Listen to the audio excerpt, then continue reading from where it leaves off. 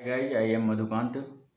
Basically grammatically बात हो रही है वर्ब के बारे में। वर्ब ग्रामर का एक बहुत बड़ा पार्ट है एंड बिना वर्ब के कोई भी सेंटेंस फॉर्मेशन नहीं हो पाता। जैसे कि ही राइट्स ए बुक, वह एक किताब लिखता है। इसमें राइट्स जो है वर्ब है। तो जैसे you are a good boy, इसमें आर वर्ब है, एक्सिलरी वर्ब है। तो पिछले वीडियो में मैंने बात किया था वर्ब के बारे में, वर्ब का डिफिनीशन, वर्ब को कितने भागों में बांटा गया है। एंड आज हम वर्ब के फॉर्मेशन के बारे में सीखेंगे, जानेंगे वर्ब को कितने रूपों में बांटा गया है एंड कैसे वर्ब बनाया जाता है। सिंपली वर्ब अपने जब मूल रूप में होता है तो उसे V1 बोलते हैं। वर्ब का पहला रूप V1 शॉर्ट में इसको बोलते हैं। तो संक्षेप में मैं फिर से बता देना चाहता हूँ कि वर्ब होता क्या है। वर्ब किसी कार्य के होने या करने की दशा या स्वामित्व का जिस शब्द से बोध हो उसे हम वर्ब कहते हैं। और इसको दो भागों में बांटा गया है, principal verb, auxiliary verb. Principal verb वह होता है जब किसी वाक्य में एक ही वर्ब हो तो उसे प्रिंसिपल वर्ब कहते हैं। जैसे ही राइट्स ए बुक, वह एक किताब लिखता है, इसमें एक ही वर्ब है तो इसे प्रिंसिपल वर्ब कहा जाएगा। एंड दूसरा जो है एक्सिलरी वर्ब, एक्सिलरी वर्ब वह होता है जो प्रिंसिपल वर्ब की काल क्रिया के स्वामित्व, काल क्रिया के स्वामित्व अर्थात काल क्रिया की पूर्णता अपूर्णता को व्यक्त करने में सहायता दे, उसे एक्सिलरी वर्ब कहते हैं। इसकी संख्या मैंने बताया था 24 है, 24 है। ERM जो भी मैंने बताया था पिछले वीडियो में, उसको याद करेंगे। और प्रिंसिपल वर्ब को दो भागों में बांटा गया है, ट्रांजिटिव वर्ब और इंट्रांजिटिव वर्ब। ट्रांजिटिव वर्ब वह होता है जब किसी वाक्य में किसी वर्ब को अपना अर्थ बतलाने के लिए ऑब्जेक्ट की आवश्यकता पड़ती है तो उसे ट्रांजिटिव वर्ब कहते हैं। जैसे राइट्स, राइट, रीड, प्ले, ये ट्रांजिटिव वर्ब है। इसका अर्थ बतलाने के लिए ऑब्जेक्ट की आवश्यकता पड़ती है। जैसे ही राइट्स ए बुक, इसमें बुक नहीं होगा, ऑब्जेक्ट नहीं होगा तो इस पूरे वाक्य पूर्ण नहीं हो पा रहा है यहाँ पे, हैं।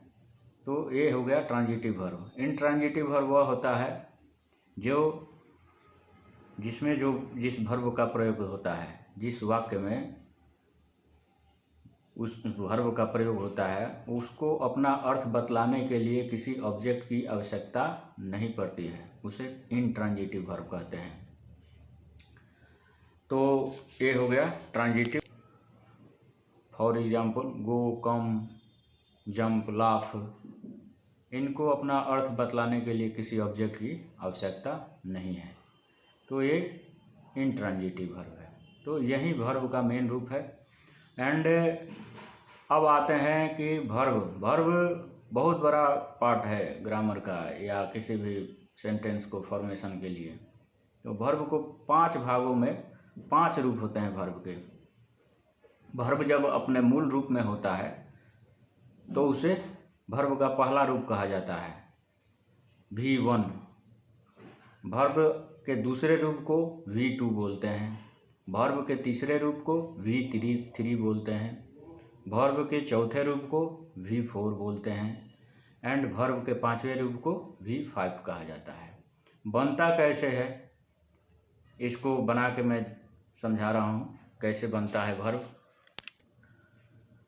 वर्ब जब अपने पहले मूल रूप में जो होता है वर्ब, तो V1 कहते हैं, लेकिन जब जैसे V2 का प्रयोग होता है, वर्ब अपने दूसरे रूप में आता है, तो देखिएगा कि इसको याद भी करना पड़ता है। इसमें बेसिकली ED लगा के हम बनाते हैं, या वर्ब के पहले रूप में जो होता है वर्ब, उसके अंत में ed लगा के वर्ब का दूसरा रूप बनता है। वहीं वर्ब के तीसरे रूप में en प्रयोग होता है। वर्ब के मूल रूप में en लगा के वर्ब का तीसरा रूप बनाया जाता है। वर्ब का चौथा रूप जो है उसके अंत में, वर्ब के मूल रूप के अंत में ing लगा के वर्ब का चौथा रूप बनाया जाता है।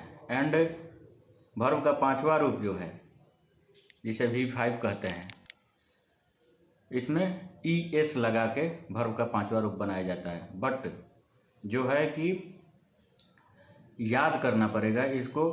ज़रूरी नहीं है कि वर्ब में हम en लगा दिए तो वर्ब का पांचवा रूप बन जाएगा, एंड ed लगा दिए कि वर्ब का दूसरा रूप बन जाएगा। बहुत सारे वर्ब हैं जो अपने एक्चुअल रूप में होते हैं, यानी जो मूल रूप है उसका वर्ब का, वहीं वर्ब के दूसरे रूप में भी देखेंगे एंड उसका बिल्कुल मीनिंग भी अलग दिखेगा। तो इसको याद करना पड़ेगा।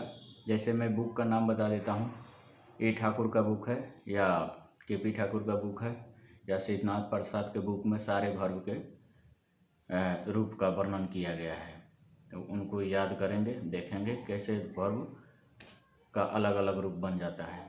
तो ये वर्ब के 5 रूप हुए। और कहीं कहीं देखिएगा कि वर्ब का जो दूसरा रूप है वही रूप वर्ब के तीसरे रूप में भी है, सेम टू सेम। तो ये सारे चीज़ें जो है वो देखने से प्राप्त होगा। मतलब किसी भी बुक को किस मदद लेनी पड़ेगी, क्योंकि वर्ब बहुत सारे वर्ब होते हैं। तो वर्ब का फॉर एग्जाम्पल, वर्ब का एक पहला मैं वर्ब एराइज जैसे है, एराइज ही ले लिए। एराइज का पहला रूप जो है एराइज ही है। दूसरा रूप में एरोज हो जाता है। तीसरा रूप जो होता है एराइजन हो जाता है। चौथे रूप में एराइजिंग हो जाता है। और पांचवें रूप में एराइजेज हो जाता है। यहाँ पे es लगा के उसको पांचवें रूप में बनाया गया है। वैसे ही बाइंड है, बाइंड का दूसरा रूप बाउंड हो जाता है। फिर तीसरे रूप में बाउंड ही होता है, बट बाइंडन भी इसको बना सकते हैं। चौथे रूप में बाइंडिंग हो जाएगा, पांचवें रूप में बाइंड्स हो जाएगा। तो ऐसे वर्ब के रूप अलग अलग चेंज होते हैं। और इसी प्रकार से हम कोई सेंटेंस बनाते हैं तो उसके काल क्रिया के अनुसार इनका प्रयोग होता है। कहीं पे देखिएगा कि जब टेंस पढ़ेंगे तो उसमें ये सारी चीज़ें समझ में आएगा कि कैसे इनका प्रयोग होता है। तो ये हो गया आपका वर्ब। वर्ब का जहाँ जहाँ प्रयोग होगा, जैसे जैसे इनका अपना रूप का वर्णन मैं करूँगा तो ये समझ में आएगा कि कैसे इनका प्रयोग होता है। जैसे मैं सिंटैक्स के बारे में बात करूँगा, सिंटैक्स वाक्य विचार जो मैंने पार्ट्स ऑफ स्पीच में बताया था, तो सिंटैक्स में मैं वाक्य सेंटेंस फॉर्मेशन में बताऊँगा।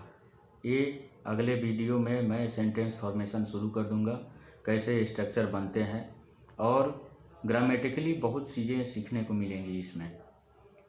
एक एक वाक्य मैं बनाऊँगा जो कि कॉम्पिटिटिव एग्ज़ाम में पूछा जाता है, और छोटी छोटी मिस्टेक होती है जिसकी वजह से गलतियाँ हो जाती है। तो सिंटैक्स वाक्य विचार, इसके बारे में हम आगे वीडियो में पढ़ेंगे। तो मेरे चैनल का नाम है कांत इंग्लिश कॉम्पिटिटिव क्लासेज। इसको सब्सक्राइब करें एंड सब्सक्राइब दूसरों को भी कराएं। ये है मैं इंग्लिश लैंग्वेज के बारे में मैं बता रहा हूँ, और ग्रामेटिकली बहुत सारी चीज़ें इसमें देखने सुनने को आपको मिलेंगे।